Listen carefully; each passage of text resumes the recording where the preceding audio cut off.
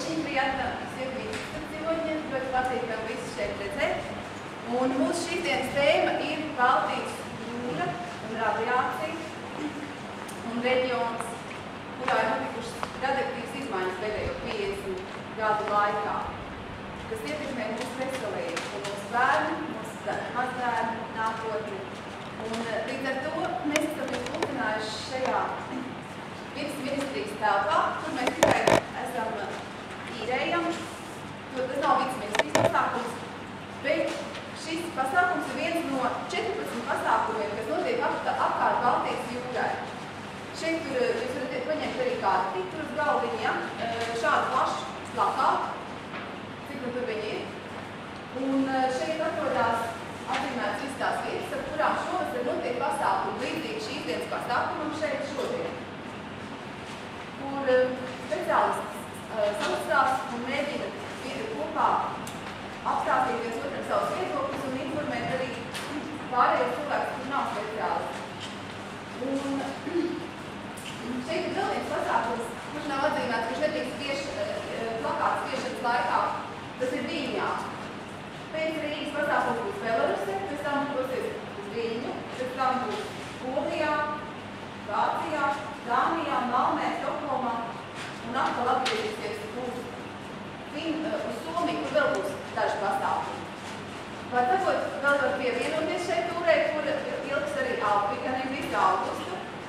Ir līdzekļi, ja kāds vēlās sekot līdzi, lūdzu rītā 9 viņi izbrauc uz Belarus, pēc tam, ja kāds grib pievienoties vēl kādā citā pasākumā, kaut kur var iet vanu, ja, tikai informējiet mūs, kur jūs gribat piedalīties, un viņi aicināt, un viņi lūgt. Tāpatās šī tūra ir parādīta uz šīs mazās kartiņas, kur arī atrodās tur, ja, uz galvu. Šajās kartiņas var aizpatīt cilvēkiem, kuriem jūs domājat, viņi vēlētos braukt tūrē apkārt Baltijas jūrai. Paņemiet kartiņu, uzrakstīt adresi un aizpatīt viņiem var braukt. Turpat ir iespējams apmaksāt daļu no viņu izdevumiem, ja? Tālāk vispārēja informācija par to, kad mēs šodien esam arī semināru deklarāciju, kuras galva ir, ja?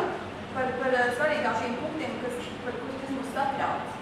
Jūs varat viņā izlasīt un atstāt mūsu parakstu un vārdu, ko mēs tālāk pašvaldībām un ministrijām nodosim, lai izmainītu lietas, kas nav sakārtotas šobrīd, ja?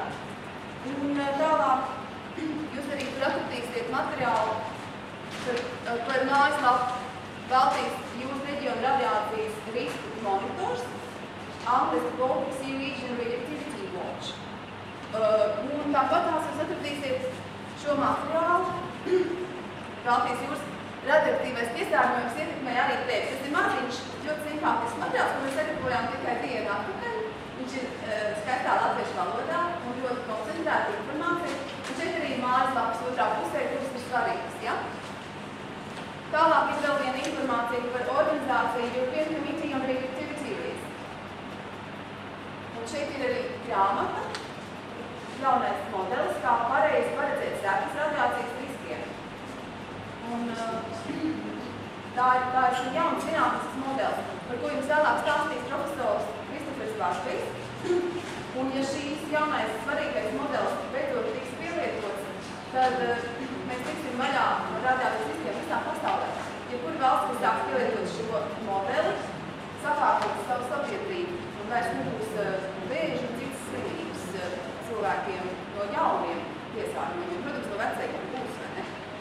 Bet pats galvenais, protams, šeit ir Beyers. Tas ir cilvēks, kas radīja šo tūri. Viņš ir strādājis sviedriem līstot visu gadu. Un visi šie punkti, viņš ar visiem ir kontaktējies, ar visiem viņš ir saorganizējis visus pasākumus. Vakar mums bija arī akcija pie brīvības pieminiekta, ļoti interesanti ar improvizējošu teātru no Somijas, kas tagad arī ir ārā un var savas improvizācijas šeit. Un Baltic Beyers visu godu. Bet P.Hegelunds no Dānijas, viņš ir pats idejas autors. Viņš šo ideju izdomāja, ka vajadzētu taisīt Baltijas jūras tūri. Ja? Viņš to izdomāja kāds 3 gadus atpakaļ. I'm telling them that this was your original seed of idea. about the tour, and the Paul Beyer is the genius who made it happen.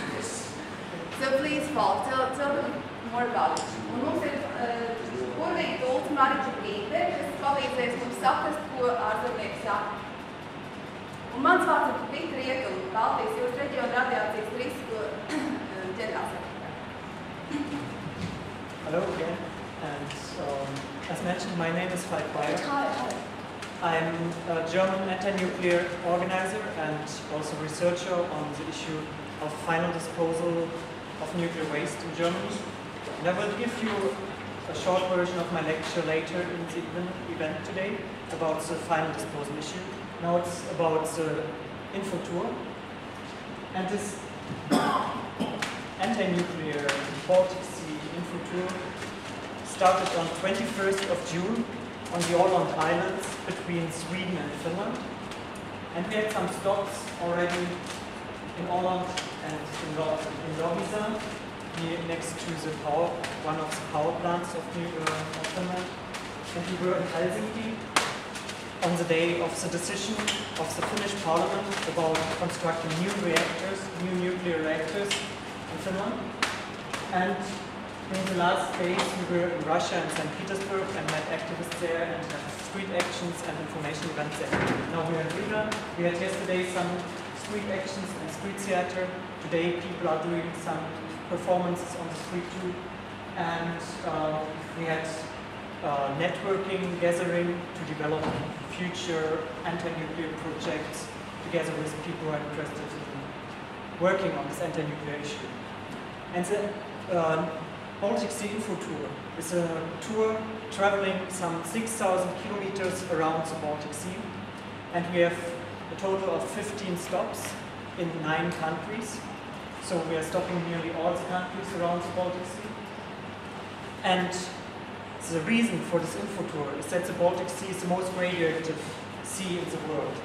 And we want to educate about it, we want to raise awareness about this fact and that people get more, that people are more aware about this issue, that the nuclear facilities around the Baltic Sea are increasing the radioactivity and the pollution of the Baltic Sea very much, that this is an important issue. I'll just ask, vai vajag tulkošanu? Kā tulkot? Vai jūs sapratāt visu, ko viņš teica? Kādam vajag patulkot, paceliet roku?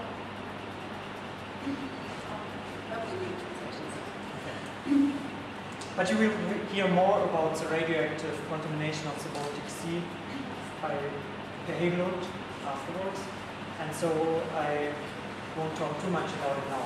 Our main goals with this info tour are that we want to inform normal people on the street, this is why we are doing street action, and to raise awareness and to educate about certain facilities around the Baltic Sea.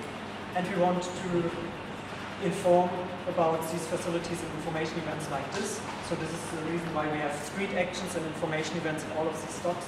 And we want also to develop and to strengthen the networks of anti-nuclear activists around the Baltic Sea.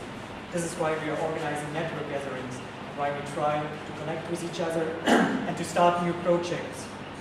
Because the nuclear industry is working globally, they're operating globally and they are very strong, powerful companies, and if we want to resist against this dangerous way to produce electricity, then we also have to work internationally. So this is the reason why we do this info tour. And our next stop after Riga will be in Belarus, and at the same time, because it's difficult for some people to get visa to Belarus, and it's difficult to do action in Belarus because of police repression and so on. So some people who can't go to Belarus have at the same time action days in Vilnius with activists there. And afterwards we are going to Poland, where the government would like to have also a new reactor, which would be the first commercial nuclear reactor in Poland. And we will go to the site where they probably want to build it and do actions there. And afterwards we will go to Greifswald in Germany. This is the site of the former GDR reactors. They were closed in 1990 and 1991 when there was a reunion of Western and Eastern Germany. But today they have still a nuclear facility there. It is a repository for high-level nuclear waste.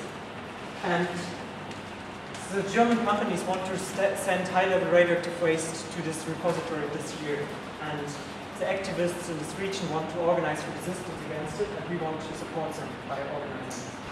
And then we go to Copenhagen, which is the capital of Denmark, which is a nuclear-free country, actually, but they're affected by the nuclear facilities around the Baltic Sea because they get the radiation by the sea and directly from Sweden, which is released by the other countries. So they have to suffer from the impacts of the nuclear power. And then we will continue through Sweden and go back to Finland, to Rauma, which is the biggest city near to Olkiluoto. It's another nuclear power plant in Finland. And the end of our tour will be in Oulu, in one of the biggest cities in Finland. And there we will deal especially with the idea to have a new reactor by a German company, which is E.ON. And E.ON created a new company which sounds like a Finnish company called Fennovoima. And they want to have a new reactor site. So additionally to the site in Olkiluoto and Loviisa, they want to have something in Oulu. This will be one of our topics, and uranium mining will be another topic, because in Sweden and Finland the nuclear industry has a big run for uranium now, and they have several hundreds of sites in these two countries where they are looking for uranium right now. So this is a big issue.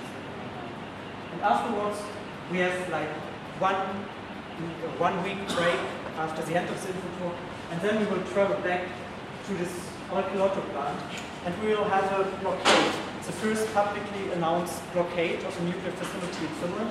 It's the Olkiluoto blockade on August 28, and this info tour has also the aim to mobilize to this blockade and to get more people going there. It's an international blockade. Thank you, Paul. Tad runājot par Latvijas vietu šajā, Kristīna, es tikai pateikšu, Kristīna ir cilvēks, kas visu to Latvijas pasākumu arāžē Rīgā, un viņai visu pateicību. Labdien, Ilmāra, viņa gaidīja. Bet Latvijas vieta ir ļoti nozīmīga, ja? Tāpēc, ka Kristīna saucē visu šos Rīgas pasākumus. Un runājot par Latvijas vietu, tā ir Latvijai ļoti nozīmīga vieta, jo šajā atomenerģētikas renesansē, kas šobrīd tiek veikta pasaulē, un ir īpaši mūsu reģionā, pietiek ar vienu tādu bezatomenerģijas valsti kā Latvija vai Dānija, kura varētu kategoriski pateikt, nē, mēs esam pret šiem projektiem, lai visiem projektiem būtu jāapstājās. Tāpēc, kad ir ESPO konvencijā noteikts, kad visus šādus apkārtējo vidi un apkārtējās valstis ietekmējošos projektus apkārtējas valstis var arī noraidīt. Atcekot vienu pati Latviju, ja mēs saņemtos un informāciju izplatītu, ja mēs pateiktu, nē, mēs negribam kodola atkritumu kapsētas Zviedrijas un Somijas krastā, mēs esam kategoriski teikt, ka šiem projektiem būtu jāapstājās. Un tieši tāpēc mēs esam šeit šodien, lai pastiprinātu šo balsi. Un tieši tāpēc ir šī deklarācija, ja, kur jūs varat parakstīt.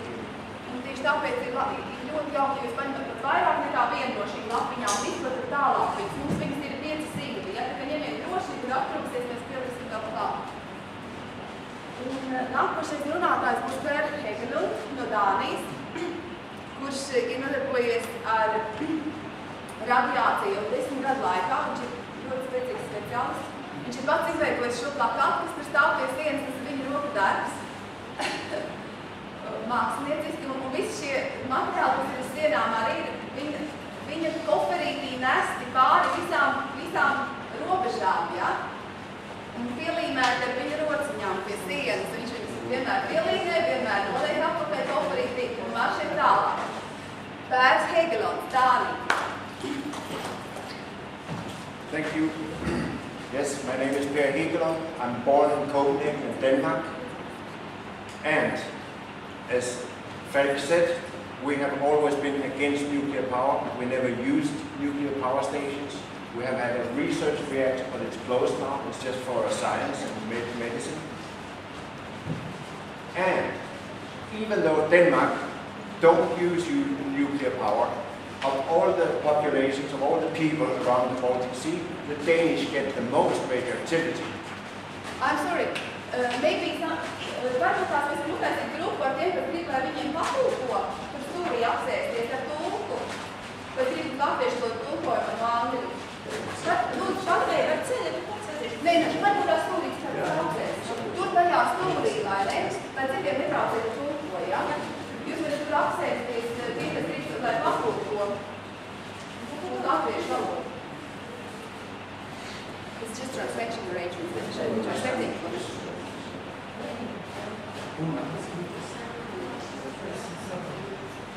So this is a proof that nuclear power is not a private matter, a national matter. If Danes receive the most radioactivity and following, consequently, also had more sickness, cancers, and so on, it shows that what one country does in their own country will affect the neighbors. So, I've also lived in Sweden for more than 20 years. I'm mostly working with Swedish organizations. Since we don't have nuclear power in Denmark, it's more relevant for me to fight the nuclear power in Sweden. And I will explain in a few minutes why Sweden is so important. This is the banner that's also hanging there. And it's been going around, I've been going around to most of the countries already by myself, giving presentations. I was here in 2008, here in this building, talking to Roland Arthurs Beveris, who was the department chief here in the Environment Ministry, for 2 hours, and leaving most of these posters that you see here with him. The Environment Minister wasn't in the building at the moment, so I left all this material, and he promised to give it to the Environment Minister, whom I know. I've researched on the internet what he had to say about the nuclear power. For instance, he went to Washington, D.C. in America and spoke against nuclear power. So you can be proud of your Environment Minister. And just like I'm working right now, we are bringing up this question in the Parliament in Denmark. And we want to press the Danish government. They're asleep. Even though their people, their population gets affected by the radioactivity, they don't even protest. Now Sweden and Finland have come up with this crazy idea. Nobody in the world knows what to do with the spent fuel, not even America. Obama stopped the plan to bury it in the mountains there. They don't know what to do with the spent fuel. So Sweden has come up with this crazy idea to bury it in tunnels below the sea. But the sea does not belong to Sweden. It belongs to you and to Danes and to all of us and to the future generations. So if it is true, like the Helsinki Commission says, we can try and look at it. Oh, here. These are the best international experts, group of radiation experts from each country and other scientists from each country. It's them saying it. It's the most radioactive sea in the whole world already. Anthropogenic means that it's made by human beings. It's not natural radioactivity. It comes from the nuclear industry. If the sea is already the most radioactive sea in the whole world, even a child can figure out it must be the wrong place to put the spent fuel. And besides, it's not a private matter for Sweden to put their fuel under the sea. So we want to protest against it. And that's what I told the department chief, told him to tell the environment minister here in Riga, Latvia. Please, if just one country could protest against this plan. Finland has the same idea. When Sweden first proposed to bury the spent fuel under the sea, Finland immediately said, yeah, we'll do the same. So Latvians are affected by the radioactivity from the sea, and you should try to influence your politicians and your government to say, protest against this plan. There must be a better solution, and anyway, any country should take care of their waste inside their own country. They can't put it in our common sea.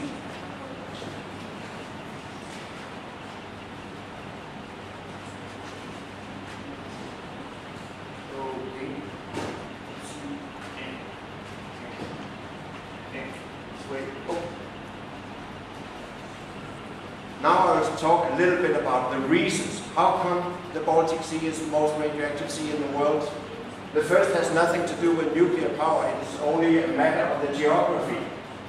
The narrow straits of Denmark. These are the only places water can come in and out of this big ocean or sea. And Denmark here is like the cork in the bottom. This is a bottleneck, and these small islands are like the cork in the bottleneck. Only about 1 or 2% comes in and out per year. So that means all the shit we put into the Baltic Sea more or less stays there forever, and we keep adding more and more and more. Do you not want your children and grandchildren to be able to swim in the sea? Or would you like, some of you at least that eat meat or fish, would you not like them to be able to eat a fish from the Baltic Sea without getting sick?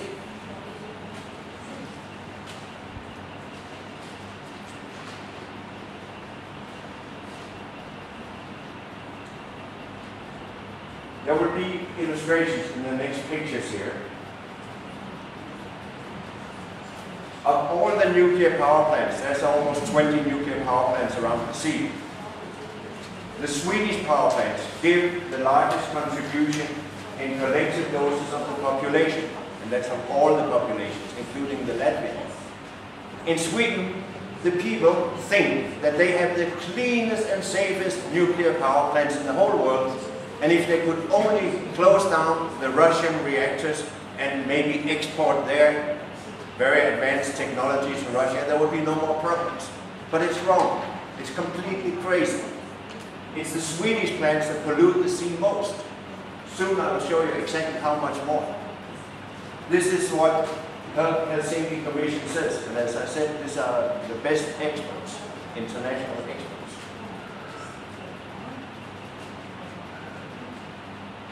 Now comes the illustration. It's also down there on the wall. The axis here shows power of 10. So each line is 10 times more. Let's see if this works. Here is the Russian reactors. Up there in the top are the Swedish two reactors, Forsmark and Oskarshamn. So then you count. From the Russian reactors you can count 10, 100, 1,000, 10,000, 100,000 and more.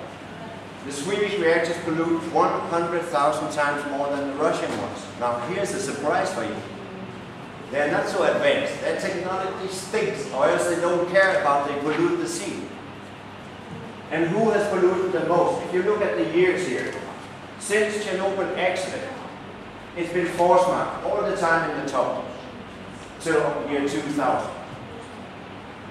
For all the 20 years since the Chernobyl accident, it's the Swedish reactors that have polluted the most. And they come up with this silly idea of burying the spent fuel under the sea. That's their plan. If we don't stop them, they will pollute our common waters with their spent fuel. In the middle there, Lovisa and Olkiluoto, they only pollute 1,000 times more than the Russians. The Swedish, 100,000 times more than the Russians. This is from the international experts, Helsinki Commission, who are supposed to take care of the Baltic Sea. They are the ones saying it, it's not me.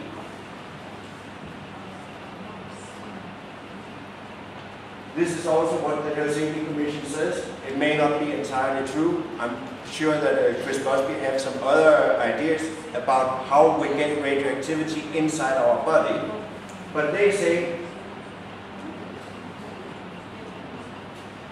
that we get most of the radioactivity from eating fish. Now, they also say always when they publish their report each year, the radioactivity in the water, which comes from Chernobyl, that's the only reason they can give, the only explanation is always they say about this accident. But every day, the reactors pour out radioactivity into the sea. Don't believe what they say that it's a closed circuit. It is not. It's not true. So while the radioactivity in seawater may be slowly getting less, it is accumulating in the sediments on the bottom and in all the small organisms, which are eaten by bigger organisms. So the radioactivity wanders up the food chain and ends up in you and me.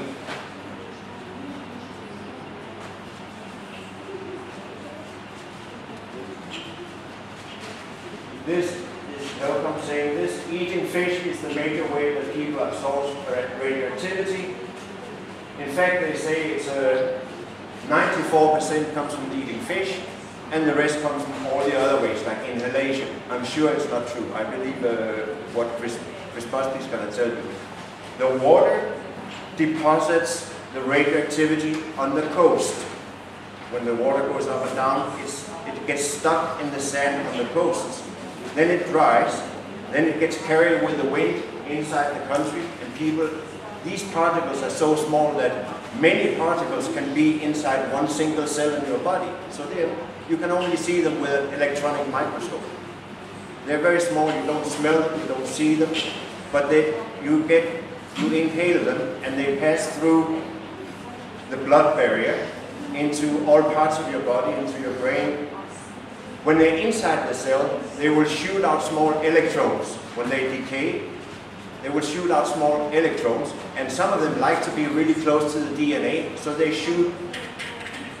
Becquerel means decays per second. So when the fish, for instance, outside the Swedish reactors are 200 becquerels per kilo, that means 200 little bullets per second. Then you have to multiply it with 3,600 times 200 to see how many times it shoots in an hour, and so on. It's like, it's a constant bombardment of electrons inside your cell, which would hit your DNA. It may get hit once, then it tries to repair itself. Then while it's repairing itself, it may get hit again, then it's finished, then it cannot repair itself. That's how it works. So, again, what Busby will tell you, it's much more dangerous once the radioactivity is inside your body. It can do a lot more harm than when it's outside and you're just getting radiated from the outside.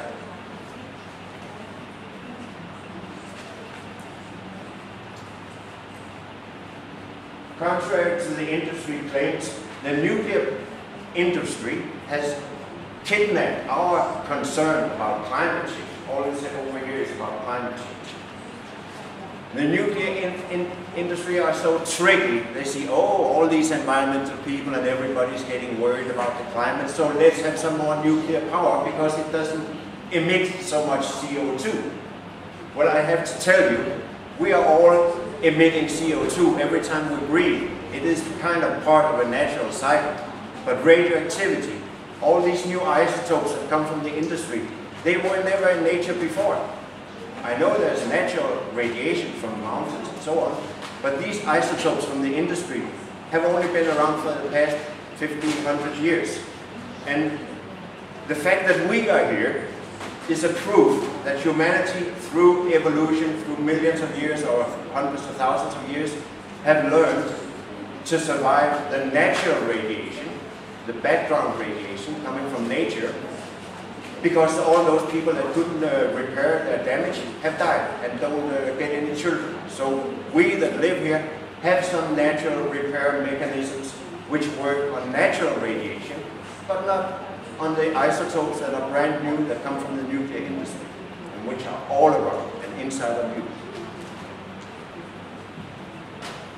So the nuclear industry has said, now people worry about climate change, so let's have some more nuclear power, which is bullshit.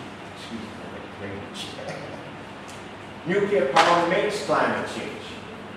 The two middle posters over there, they are satellite photos from space of the hot water that comes out from the nuclear power plants into the ocean. When you talk climate change, people are worrying about what if it gets 1 or 2 degrees warmer the next 100 years. Well, there, it gets 10 degrees warmer immediately. They take in the cold water, use it for cooling, let it out in the sea, and it's 10 degrees warmer. And these warm water outflows from the nuclear power plants can be seen from satellites in space. These pictures, satellites pictures I got from St. Petersburg. Now, the one to the left in the middle is from Sosnovyy Bor near St. Petersburg. There are 3 pictures where the wind is different. So this hot water that's streaming out from the nuclear power plant changes directions very quickly as the wind changes. If the little fishes are trying to make babies and eggs and suddenly comes hot water that's 10 degrees hotter, it will knock out the fish babies. There will not be, these eggs will not survive. So this is another way it changes the, at least if you don't want to call it the climate, it's the ecosystem of the water.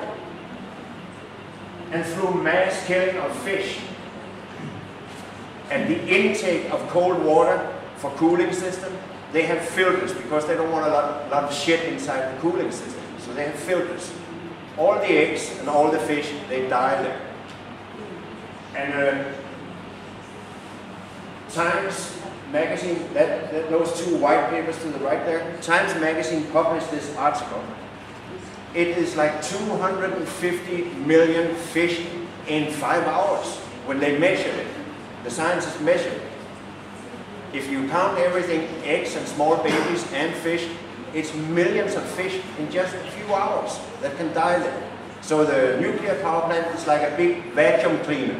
You know, when you're cleaning your floor at home, it sucks in all the life and destroys the life.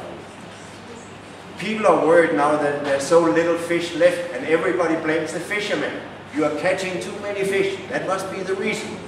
Well, the poisons that we pour into the water and this way of sucking in the life and the water for cooling system is destroying up to half of commercial catches. Like for herring, it's 46%, and for another one, 50%.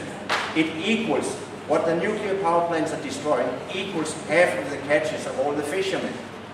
And I used to say, at least the fishermen, we have some use for these fish. We eat them, or I mean, we can have some benefit from them. The fish that get killed in the nuclear power plants, they just rot and die and are of no use to nobody. And why do you blame the fishermen, but not the nuclear power stations? Here's the satellite pictures. Oh, you can see here, Ringhals. That's Ringhals, that's a nuclear power plant. You can see the hot water coming out here. The same over there, that's Oskarshamn.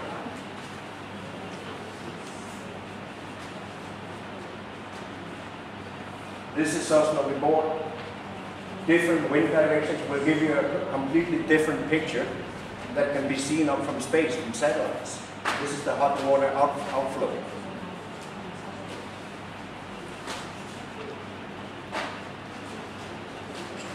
I helped some Swedish politicians bring a member proposal to the Nordic Council of Ministers. This is taken from this member proposal. They proposed that this was the red-green group in the Nordic Council. They proposed a moratorium, that means a stop for any new power plants. That's what they proposed in the Nordic Council. Very reasonable, very sane suggestion. A stop for new power plants. And in all the strategic plans that Helcom makes, like we had to do something to save the Baltic Sea, everybody, all the politicians are saying, oh, we have to save the Baltic Sea. But they never mentioned the radioactivity. Well, the Baltic Sea is the most radioactive sea in the whole world. How come they don't talk about it? So, they recommended this group that it should be included in all strategic planning to save the Baltic Sea. Should include radioactive pollution. We're still waiting for that. They don't like to speak about it. And they don't like to disturb their colleagues in the other country. They should protect their own population, but they would rather like to be friends with their other politician friends in the other countries. They don't want to be enemies, so they don't want to criticize them. But they're betraying their own people and future generations if they don't protest against this. This is my opinion. Go on. The Swedish solution. Now they're talking about a nuclear renaissance, re-empowering of the nuclear industry because of the climate problems and so on. So this renaissance is only possible if some country can come up with a solution. What shall we do with the spent fuel? The Swedish solution is to bury it below the Baltic Sea. Now you have to react, you have to protest on that. In one of the main Swedish newspapers, the headline, when they have come to the conclusion that it should either be Forsmark or Oskarshamn, both by the sea, that should take care of the spent fuel. The Swedish newspaper said the worst possible location has been chosen. That was right on the front page, and I agree. Even a child can figure that out. If the sea is the most radioactive sea in the world, don't put it there. And if it's one country's waste, please take care of it yourself. Don't put it in our common sea. There are international conventions. United Nations has a convention that was signed in Finland, the ESPO Convention, Environmental Impact Assessment, all big projects. This convention applies to all big projects that may hurt neighboring countries. If we can show that this affects the neighboring countries in a negative way, the neighboring countries have right to all information about the plan, which Sweden and Finland have now. You have the right to get all the information, and you even have the right to say, hey, we don't agree with it. This cannot be the best solution. Sorry, you're going to have to look for another solution. Keep your waste inside your own country. This is a United Nations convention. Gives you the right to object, to veto these plans and say, it cannot be the best solution, environmental friendly solution. We must come up with a better solution. So if we have such a convention that gives us these rights, why doesn't our government protest? If we don't, the convention is exactly made for nuclear power plants and waste storages, because they are some most typical projects that could affect the neighboring countries. So if the convention is made for this, and this is a crystal clear example that this convention applies to, and we don't use it, we may as well tear it up and throw it in the garbage, because the convention is no good. Nobody's using it anyway.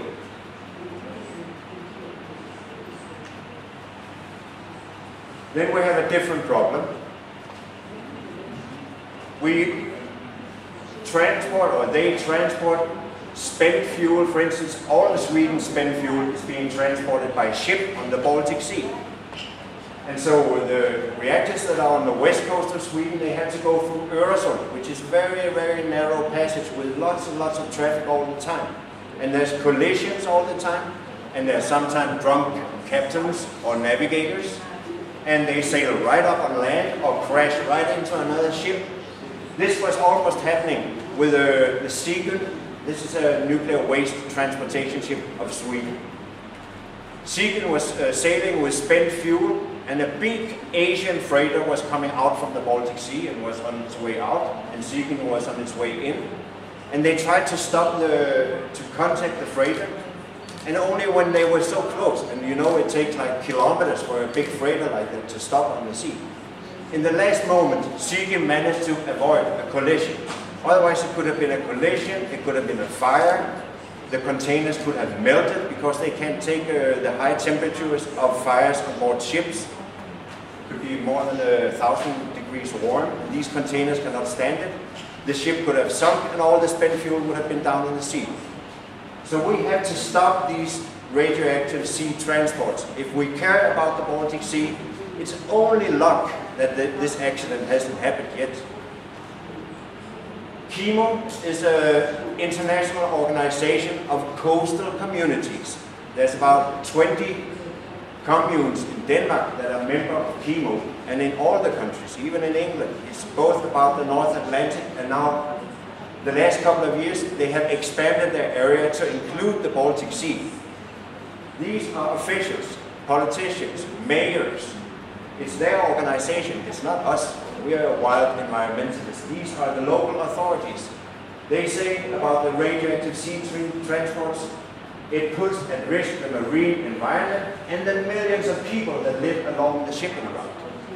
They really should stop transporting it back and forth as they do now, because it only increases the risk, and it's only luck that has prevented that we have had such a disaster already. Last summer, a ship was coming from Norway, sailing into the Baltic Sea. Another ship was coming from Russia, sailing with uranium oxide of some kind. The ship from Norway was full of methanol, which is highly explosive. The Russian ship tried to warn the Norwegian ship to avoid the collision, but the Norwegian ship sailed right into the Russian ship and hit it, so there was a hole below the waterline, and the Russian ship with uranium oxide started tilting. It was almost sinking, and the Danish Marine had to come and help them to pull them into the land, so that otherwise the uranium would have been dispersed in the water. And if there had been an explosion of all the methanol, there would have been a cloud of radioactivity all over the whole region. And this happened exactly under the Öresund Bridge, in the narrow passage between Denmark and Sweden. This would have spread to the people in Denmark and Sweden. So this would have been a disaster. This happened last summer. Fortunately, there wasn't any explosion, but it can happen anytime. We can't count on being so lucky every time. So if we don't stop these transports, these accidents will happen and pollute our sea and our people.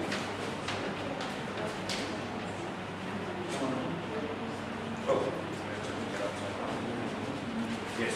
Look, this could have been radioactive waste all over the shores. People are walking around looking at it. Now I'm going to talk about a place called Studsvik. We have such a place in Russia too. It's called Ecomed S. Studsvik and Ecomed S. It's like Ecomed sounds really nice. It's something like ecological metals. Well, what they're doing in Studsvik and in Ecomed S is they're taking radioactive metals, which should normally be considered radioactive waste, and store it safely. They're melting it, mixing it with other metals that are maybe not so polluted, or making a big batch and melting it. And then these metals are let loose on the open market, and nobody, not the authorities or anybody else, will track where these radioactive metals, what they are used for.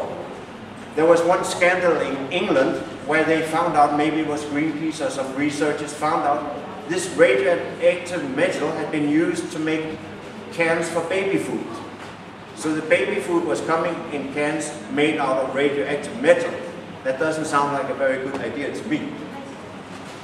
So this recycling sounds wonderful, environmentally friendly, but when you're recycling radioactive waste, you're just spreading pollution. And the consumers, you can't know. If you buy a new Volvo from Sweden, since Sweden does this and releases these radioactive metals for the use in the steel industry, it could mean that the new Volvo you buy from Sweden is radioactive. And if you keep driving around in that for 10 years, you will probably be radioactive. And these small particles, even if you think, well, iron and steel is solid, it will probably not dissolve. Well, it does dissolve. These small microscopic particles will dissolve into the air. So Studsvik have made a contract with Sellafield. Sellafield is the worst polluter in the whole world and pollutes all our oceans up to Greenland, Barents Sea, north of Scandinavia, into the Baltic Sea. Even though it's so little water that comes into the Baltic Sea, Helcom says it's so much radioactivity from Sellafield, this little water that comes in, that it's 200 times more than from all our nuclear power plants at the sea. How can Sellafield, which is on the other side of England, pollute that much when it's only so little water that comes in? It's a proof that they are gigantic polluters. Our governments should demand of England, close down Sellafield. You are polluting too much. It is just not reasonable that you pollute all our waters, even the Baltic Sea. So Studsvik, Sweden has protested against Sellafield's pollution earlier. Environment ministers and the other ministers in the government and EU have protested against the pollution from Sellafield. So what did Sweden do?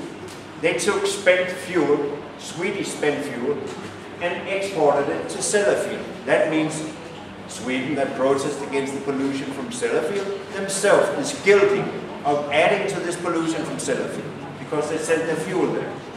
And they have made a contract with Sellafield Studsvik, the Swedish company, private company, to reduce the volume of scrap metal going to the low-level waste repository where it should be stored safely by 95%. That means 95% of that will be sent and sold on the open market. It's a good business. They save a lot of money from taking care of the radioactive waste, and they sell it to all the consumers. And just like GMO has to be labeled, well, the radioactive metals, they will not be labeled. You will not see on the can of baby food or on the Volvo that this was made from radioactive metals. So, if Sweden don't stop this practice, I suggest we boycott buying Volvos from Sweden or anything else made from metals from Sweden, because it may be radioactive. And even more spectacularly, this is the director of Studsvik in England. He has said this in the newspapers, that if some of the metals, the 95% can be recycled, but if some of them are too radioactive or too difficult, we can sail them to Sweden through Öresund and through the Baltic Sea, which gives a greater risk for accidents to happen and more pollution. Actually, Studsvik pollutes 1,000 times more than the Swedish nuclear reactors. This is what the Swedish Radiation Protection Authorities say. In their reports you will find that Studsvik, which doesn't operate nuclear power plant, they don't have a nuclear power plant. They pollute 1,000 times more than the nuclear power plant. So something they're doing is really polluting our ocean. They're letting it out into the ocean. For instance, strontium-90. It's one of the isotopes that gives you bone cancer and probably many other sicknesses, but it's known to cause cancer in your skeletons and in your bones. Studsvik is the greatest source in the whole Baltic Sea region. More than anybody else, they pollute with strontium-90 and also cesium. For instance, around Studsvik, there's more cesium, which is what we got from Chernobyl, in the milk of the cows around Studsvik, and the whole environment is full of radioactivity from Studsvik. So how can we allow a private company like Studsvik, or Sellafield for that matter, to pollute our environment for money, for profit? They get the profit, we get the problems and the sickness. And what are the politicians doing? They allow it. It continues. Also, there's a lot of radioactive transports of waste and metals and such, uranium, hexafluoride, and such things from Gronau in Germany. It is sailed to St. Petersburg. This happens many times a year, so there are many such transports. Some to St. Petersburg, some to Studsvik, back and forth. Sooner or later, an accident will happen. And what's the idea of importing waste from Western Europe and leaving it under the open skies in some poor part of Russia where there lives very few people who don't really have the democratic possibility or right to protest? Why should Western Europe, which boasts of their high technology, dump their most dangerous waste on poor peasants out in Siberia or somewhere?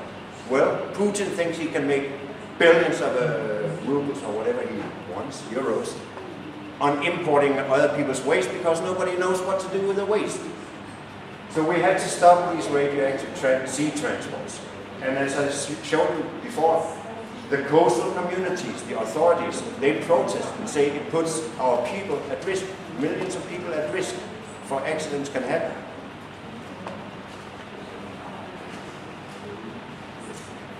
This has nothing to do necessarily with radioactivity, but also Helsinki Commission has published this. 300,000 tons of chemical weapons were dumped in the Baltic Sea after the Second World War.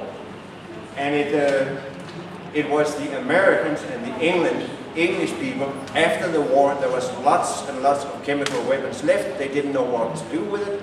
They filled it up on the oldest, worst ships, filled them full of these chemical weapons, sailed out to the deep parts of the Baltic Sea, and made a hole in the ship so the whole thing just got dropped there. And just a few months ago, we found out that the Russians not chemical weapons, but radioactive waste from Russia was dumped near a Swedish island, Gotland, which is out in the Baltic Sea. And the revelation... Tas ir pretī Liepājai. Tieši Liepājai pretī. Yes. Pie Gotland. The revelation showed that the men on board the ship that dumped the radioactive waste near Sweden said, "This is our present to Sweden." They dumped it there. It's true. Tad, kad no Liepājas atkāpās Krievu karaspēks, viņi tur kaut kādus atomieročus esot nobremdējuši. So now they want to build a gas pipeline from Russia to Germany, and they already have other electricity lines. Every time, like when they make this gas pipeline, they have to clear 600 kilometers long, 2 pipelines, a 400 meters wide track. They have to level it out on the bottom. They have like some bulldozer or something going down there on the bottom of the sea, where all the radioactive waste is, where 300,000 tons of chemical weapons are. So I'm saying, are we sure? Did somebody investigate this? Is it really clever to bulldoze your way through all the shit that's down there in the Baltic Sea? The stuff is still down there. Nobody has picked it up. Or very, very small amounts have been picked up.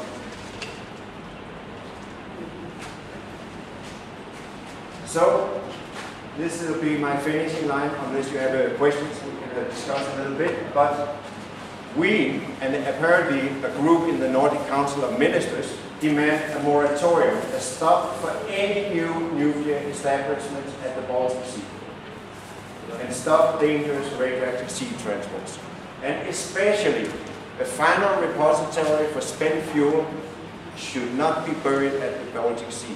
Anybody can figure that out. Please make your government protest. I will try to make Danish government protest. If just one country says, we use the United Nations Convention, the ESPO Convention, which gives us a right to veto this solution. If you don't want to listen to it, Sweden, if you don't want to listen to it, Finland, we will take your sorry ass to the International Court of Justice, and then the International Court of Justice will decide. That's my suggestion. They could decide the wrong way, you know. Well, if we never try to use this convention, what is it good for? But what I mean is we could try to create a local process in the Latvian court. Yes. The national courts of the Baltic Sea region. We could try to start something like that too. All initiatives are good, but we can't be sleeping while this... Exactly. I consider this to be the worst evil that has happened ever in the Baltic Sea. Actually worse than the Chernobyl accident. Accidents can happen also in Sweden. We had, 2005, we had a very, very serious incident at Forsmark, the ones that are now going to take care of the spent fuel. There was a blackout, all the computers went down in the control room. The backup generators that should make sure the cooling could function, they had 4 backup generators. All 4 had the same mistake. 2 of them didn't start. The other 2, there was an old man who knew how to start them manually. It's here in Oskarshamn, yeah? It's just across. No, it was in Forsmark. Sorry, yeah, Forsmark. It's just Forsmark. Can you So, put the dot? Can you put the dot there? Yes, up here, just north of Stockholm, very close to Stockholm. I have talked to one of the men who built that reactor and has been responsible for the security. And he said it was 7 minutes from a meltdown, like the China syndrome, the worst accident you can have. It was 7 minutes from a meltdown, and only this old man who knew how to get the generator started saved that from happening. At the moment, the wind was blowing from the north directly towards Stockholm. So this constructor of the plant, he told in the newspapers, I have the copies of the articles, he said, with the wind going towards Stockholm, it would have taken 1 hour, then the whole cloud of radioactivity would have been over Stockholm, and Stockholm would have been finished. They would have to make a new capital of the country some other place, and everybody that didn't get out in 1 hour would be contaminated. Okay, so accidents can happen in other countries too, not just in Chernobyl. But the worst plan is to purposely, consciously bury the spent fuel by the Baltic Sea. That's my message. Thank you so much, Pat.